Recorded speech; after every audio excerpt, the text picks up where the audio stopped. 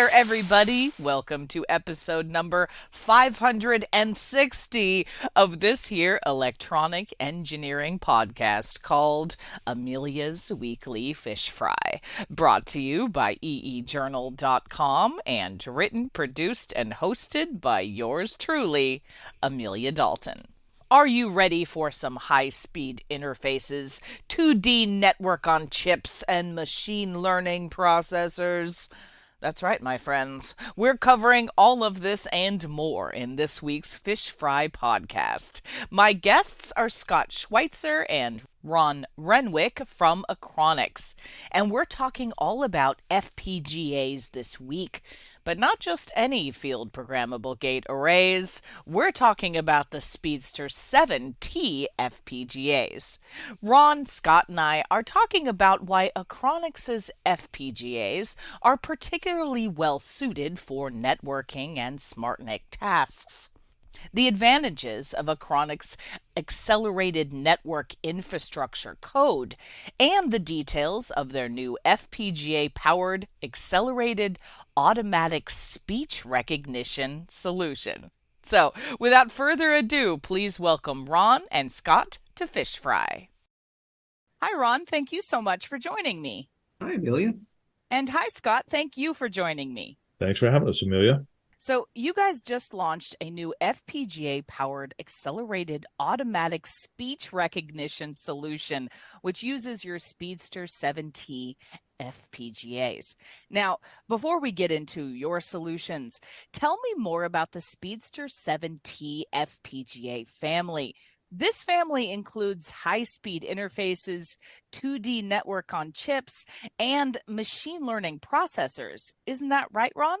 Yeah, Amelia, that's definitely right. And first, I want to say thank you because I'm so stoked to be having my name after that cool opening guitar riff that starts off the podcast. So thank you very much for including us. But this is really about our Speedster7t FPGAs. And you're absolutely correct. The Speedster family, while they are FPGAs, they offer high-speed interfaces, a two-dimensional network on chip, and they also offer machine learning processors. Now, the old days of FPGAs coming with just some general purpose I/O and being just a compute array are long gone. And all vendors are offering high performance I/O. We offer 400 gigabit Ethernet and PCIe Gen 5x16 for the fastest data connections. But, almost that's table stakes anymore because the key is getting incoming data to the compute elements of the FPGA. Now, most FPGAs have to use the compute fabric to transfer data, or they have a few channels of like a network dedicated to data transfer and then use part of the compute fabric for essentially the last mile to get bits or packets to the individual LUTs. And Achronix recognized that using the FPGA fabric for data transport is pretty inefficient. You've got a large array of compute elements, and yet you're using some for data transport when you really want them for network application acceleration. And so we came up with a two-dimensional network on chip, and that's an any-to-any network that provides up to 4 terabits of bandwidth for data transfers. And that's from an FPGA LUT to even any I/O subsystem. So you can go I/O to I/O, I/O to compute, or any other element. Now, we do offer 4 ports of 400 gig Ethernet on that Speedster7t FPGA, and it can be transported across the compute elements at 4 terabits a second. So we're not seeing a bottleneck just from the high-speed I/O. We're actually have more of a fabric inside the chip than we can receive data for. And as you mentioned, we also offer machine learning processors. They have their own local memory. They're distributed throughout the compute fabric. And the users can set these to perform floating point or integer calculations based on their requirements.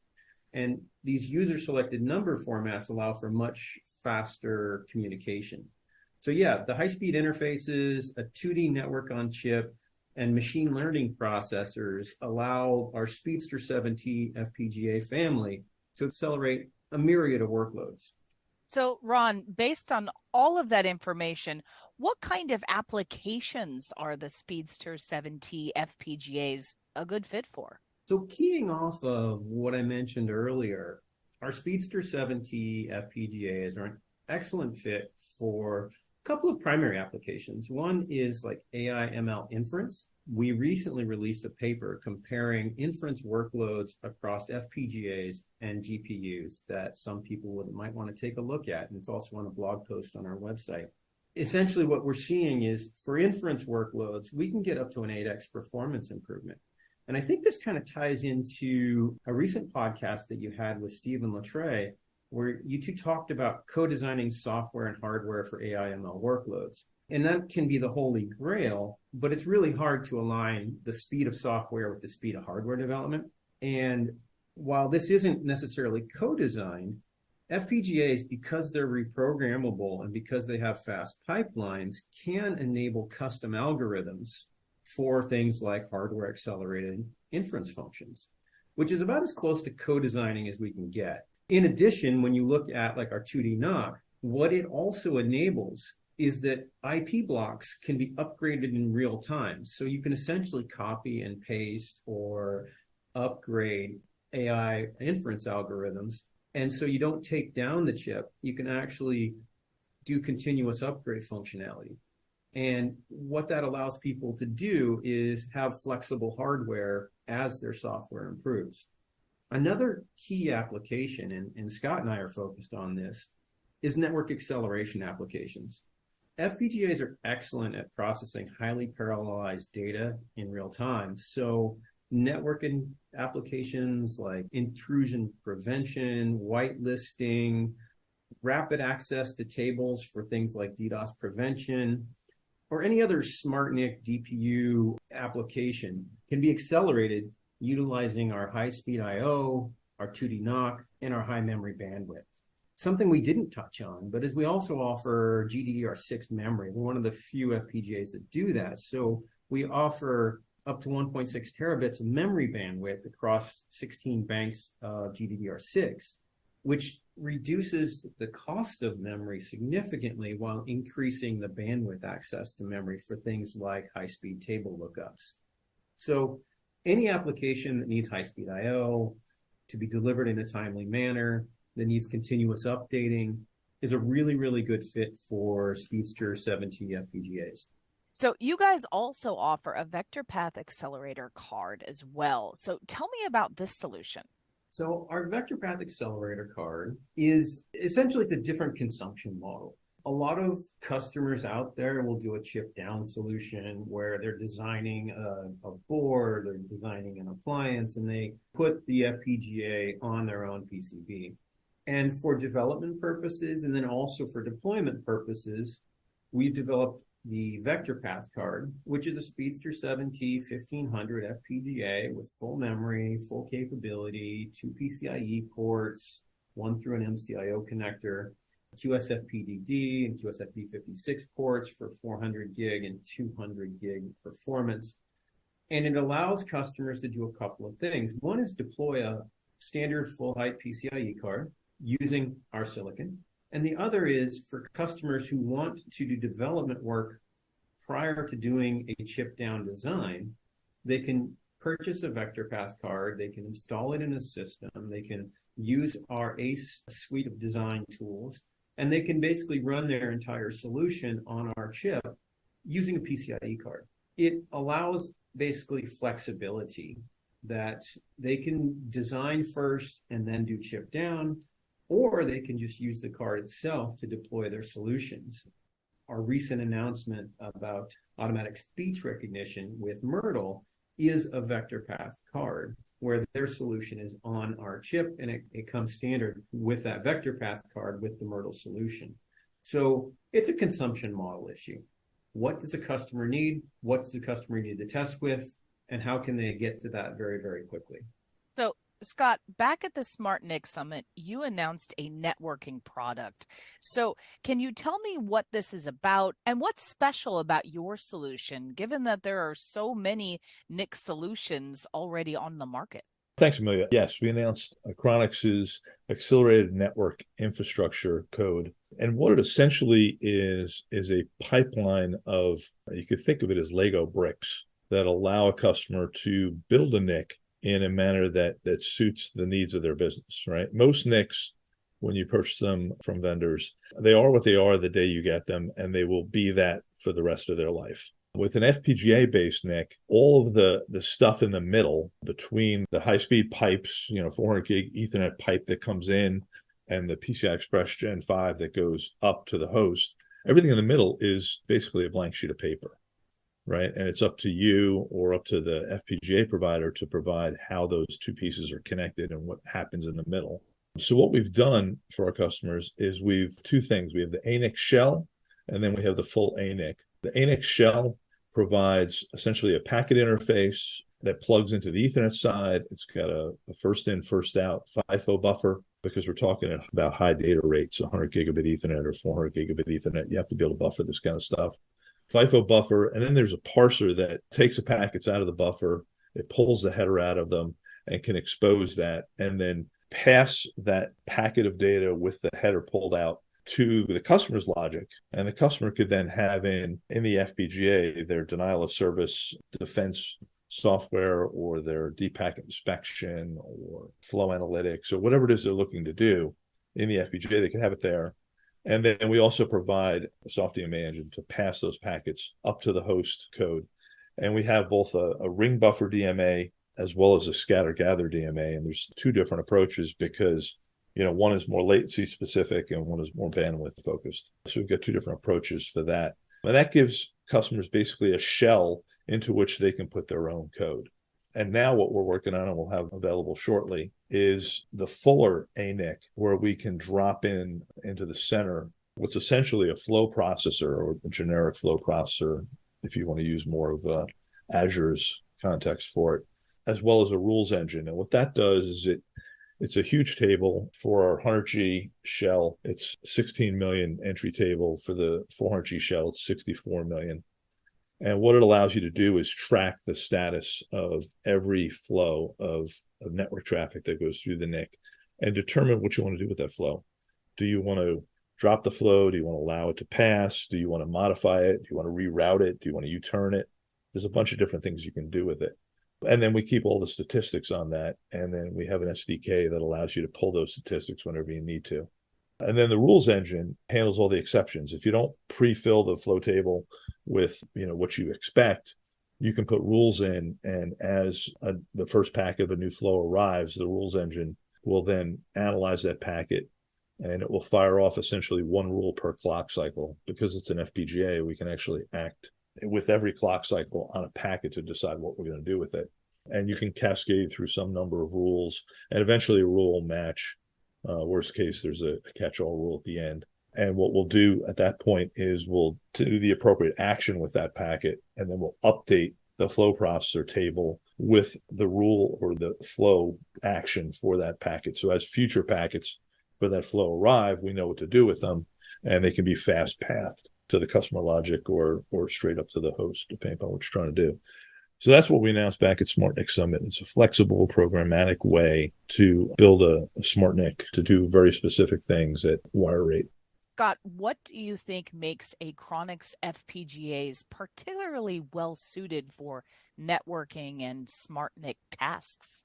A couple things. The fact that we support up to 400 gig Ethernet gives us the full range of performance available to servers today. We can support up to 400 gig interfaces, but more practically, it's 2. And we have PCI Express Gen 5 on the other side by 16, which gives us 512 theoretical gigabit pipeline to the host for processing that data if you want to send it up to the host.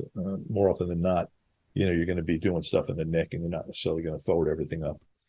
But those two elements of having high speed on both ends, and then it's the whole 2D NOC concept in the middle, because we've kind of built this multi-stage pipeline as a set of Lego-like bricks, they don't have to exist in specific spots in the FPGA fabric. You can put them on the fabric and then assign a network access point to that block of logic. It will then be able to pass its data to whatever the next block is just by using the network on chip. And that allows us to say, hey, you know what? I want to optimize my code around 2 100 gig interfaces and utilize the chip for doing distributed denial of service attack defense. And you could have multiple engines on the back end that are processing those attacks, and it would be totally unknown to the host, right? The host would it might see 100 gigabits flowing in when in fact there's 200 gigabits coming into the server, but 100 of it is, some attacker somewhere, and it's just being dropped, and the host sees no impact at all. So we've got methodologies and the ability to operate at kind of gate speed on packets that allows us to sustain wire rate functionality in a lot of cases. So let's talk about Achronix's accelerated network infrastructure code, or ANIC. What do you think are the biggest advantages that it offers network operators? Well, if you take one of the biggest network operators, Microsoft Azure, their fabric is built on an FPGA architecture. And they did that because they want a dynamically programmable front end to their cloud service. By having that capability, with Achronix, you can define what it is you're trying to accelerate before those packets, come into the server or come into the server's memory subsystem, CPU subsystem, and have total control over that. You could even, if you wanted to, put the FPGA in front of a traditional NIC so that the traditional NIC could do the normal NIC workload type stuff. But you could have the FPGA doing advanced features in front of that. Like I said, denial of service or deep packet inspection, that kind of stuff, and filter the traffic even before it gets handed to a conventional NIC. So we've seen use cases where people have brought the traffic into the FPGA, have the FPGA be a hard pipeline stage, and then have it come out and then go in a traditional NIC up to the host in that case. And that way, from the host perspective, they're dealing with a traditional NIC. But from a pipeline perspective, we've basically put a high-performance appliance in front of the conventional NIC, but it's all hosted within the same server box. So it gives you a lot more flexibility than you would get from a standard network card. Okay, so Ron, let's also talk about your new FPGA-powered accelerated automatic speech recognition solution. Okay, yeah, let's talk about that. So we announced that our solution in partnership with Myrtle AI for accelerating automatic speech recognition is now available. So we use Myrtle AI's ASR solution, and it couples exactly with things that we've been talking about this entire podcast. Things like having a very high speed two-dimensional network on chip, having machine learning processors that you can set to optimize your inference results, allow us to deploy their solution and accelerate ASR. So in a situation where you need to support 1,000 concurrent streams, you can use a single Speedster7t FPGA.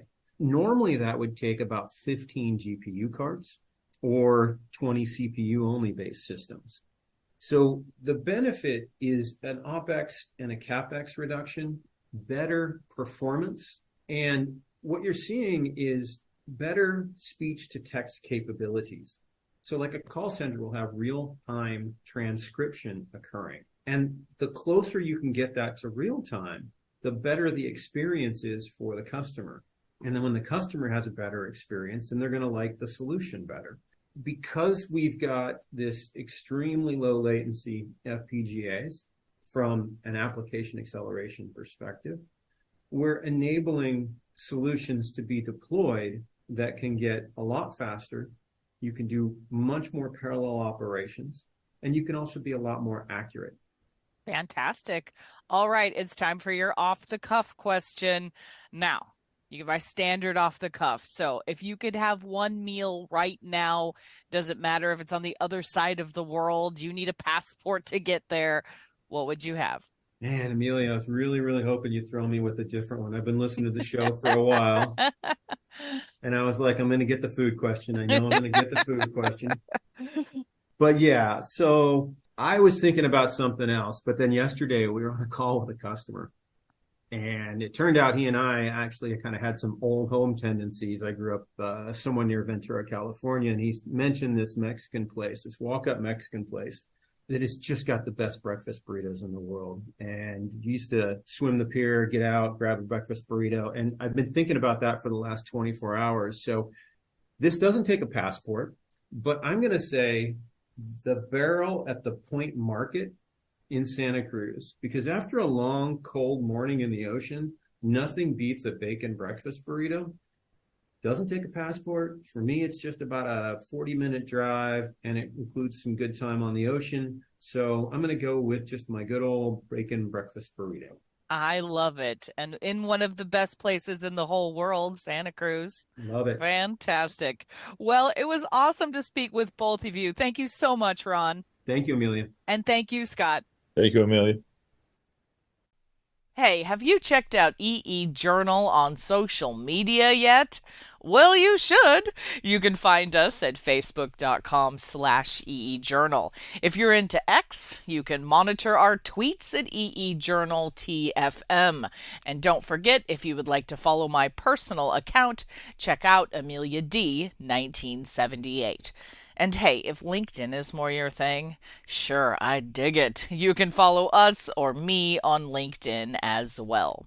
And we have a YouTube channel, youtube.com/EE Journal. Folks, it is chock full of all kinds of techie videos, including our very popular Chalk Talk webcast series, hosted by yours truly. And of course, you can subscribe to our EE Journal YouTube channel as well.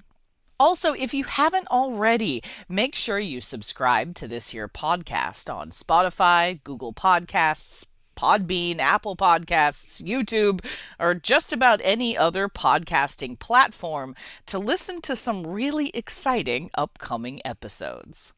Thank you everyone for tuning in. If you know of any cool new technology or heck you just want to chat, shoot me a line at Amelia, that's AMELIA, at eejournal.com, or post a comment on our forums on EE Journal.